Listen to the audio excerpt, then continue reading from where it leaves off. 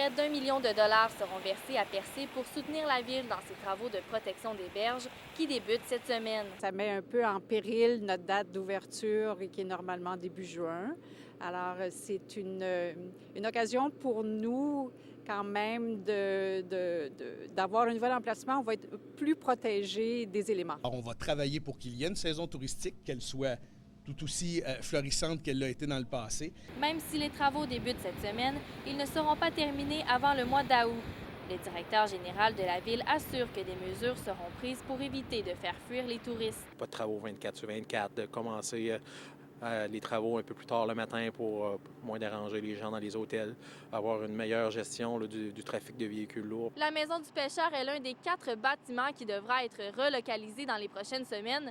Le bâtiment sera déplacé tout près dans le stationnement juste à côté. La relocalisation va certainement nous amener un baume sur la blessure de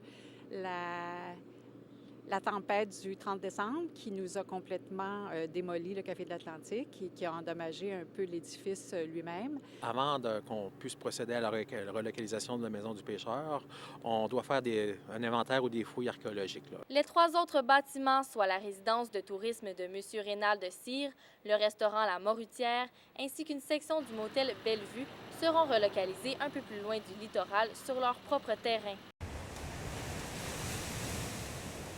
L'étape suivante sera de lancer les appels d'offres pour démolir le mur de soutènement et la promenade lourdement endommagée lors de la tempête du 30 décembre dernier.